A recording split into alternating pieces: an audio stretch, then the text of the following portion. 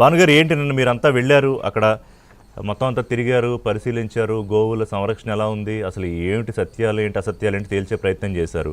అంటే ఎందుకంటే నా క్వశ్చన్ ఏంటంటే, రాజకీయాలు చేయడానికి అనేక అంశాలు ఉంటాయి, అనేక సందర్భాలు ఉంటాయి, కానీ గోవుల విషయాన్ని తీసుకొచ్చి ఎప్పుడో జరిగిపోయిన వాటిని లేకపోతే వేరే రాష్ట్రాల్లో కళేబరాలు తీసుకొచ్చి వాటిని ఫోటోలు చూపించి ఎందుకు అంత బురద జల్లే ప్రయత్నం ఎందుకు భానుగారు? ఇలా ఏమనిపించిందండి మీకు చూసిన తర్వాత?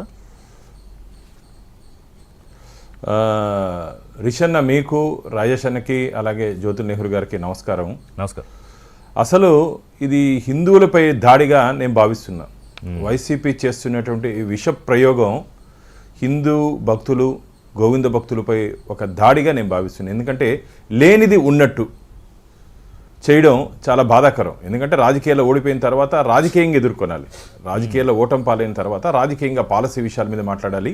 కానీ వైసీపీకి పరిజ్ఞానం లేదు, అలాంటి అలవాటు లేదు. మీరు గత 2019 నుంచి 24 వరకు అసెంబ్లీలో కానీ బయట కానీ పాలసీ విషయాలు వదిలేసి ఫ్యామిలీ విషయాలు ఏ రోజైతే తీసుకున్నారో వారి చేతగాని తనానికి అది నిదర్శనం. ఈరోజు ఏమైంది? 11 స్థానాలకు పరిమితమైనటువంటి వైసీపీ ఈరోజు మమ్మల్ని ఎదుర్కొనేలేక, రాజకీయంగా ఎదుర్కొనేలేక, మా ఎన్డీఏ కూటమిని, టీడీపీని, బీజేపీని, జనసేనని ఎదుర్కొనేలేక ఈరోజు ఒక అసత్య ప్రచారాన్ని, దాదాపు ఒక 100 గోవులు 100 పైచిలుకు గోవులు 3 నెలల్లో చనిపోయాయి అని చెప్పి ఒక ప్రచారాన్ని గతంలో 2 పర్యాయాలు టీటీడీ బోర్డు సభ్యుడిగా, 2 పర్యాలు టీటీడీ ధర్మకర్తల మండలి అధ్యక్షుడిగా పనిచేసినటువంటి కరుణాకర్ రెడ్డి గారు ఈ విష ప్రయోగాన్ని భక్తుల్లోకి తీసుకుని వెళ్ళే ప్రయత్నం చేశాడు. ఇది చాలా దారుణమైన విషయం. బక్క చిక్కిపోయాయి ఆవులు, వాటికి సరిగ్గా దాన అయ్యట్లేదు. మీ ద్వారా ఏబిఎన్ ద్వారా కొన్ని విషయాలు నేను చెప్తాను. ఇది రిషన్ ఇచ్చినటువంటి రిపోర్టో, లేకపోతే రాజేష్ గారు ఇచ్చిందో, లేకపోతే నెహ్రూ గారు ఇచ్చిందో, భాను ఇచ్చిందో, లేకపోతే ఏబిఎన్ ఇచ్చిందో కాదు. వారు అధికారంలో ఉన్నప్పుడు, జగన్మోహన్ రెడ్డి అధికారంలో ఉన్నప్పుడు, కరుణాకర్ రెడ్డి టీటీడీ ధర్మకర్తల మండలి అధ్యక్షుడిగా ఉన్నప్పుడు విజిలెన్స్ రిపోర్ట్ వాళ్ళ అధికారులు, అప్పుడు వాళ్ళు నియమించినటువంటి అధికారులు ఇచ్చినటువంటి రిపోర్టు డేటెడ్ 1/4/2024. దీంట్లో ఏం రాస్తున్నారంటే, పేరా చదువుతాను, చాలా అందరికి అర్థమవుతుంది, గోవింద భక్తులందరికీ. ఏప్రిల్లో వాళ్ళ అధికారులు ఉన్నప్పుడు, the practice that being adapted is that the rejected maize is not reflecting in the official records. It has been brought onto the record to measure the performance of the contract. On perusal of records, it shows that all the maize has been accepted, whereas during observation on ground, some of the bales are not fit for the feeding of cows. Right. అంటే వచ్చినటువంటి దానాలో కొన్ని బేళ్ళు ఆవుకి ఆహారంగా ఉపయోగపడదని TTD ఇచ్చినట్టు vigilance report పనికిరాదు. దాంట్లో దారుణమైన విషయం ఏంటంటే, అప్పుడే విజిలెన్స్ వాళ్ళు పోయి ఫొటోస్ కూడా తీశారన్న. దాన్ని ఫొటోస్ కూడా తీస్తే దానాలో పురుగులన్న, అంటే ఈ ఫోటోలో నేను మాకు దగ్గర వీడియో ఉంది, పురుగులు ఉన్నాయి దానాలో.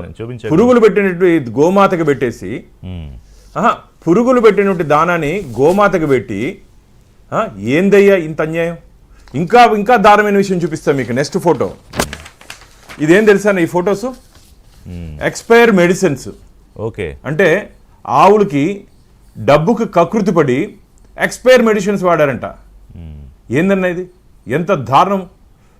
డబ్బు కోసం గోవులతో ఆడుకుంటారు మీరు. మళ్ళా మొన్న సాక్షిలో హెడ్లైన్స్ వేస్తాడు, ఇది గోశాల, గో వధశాల అని.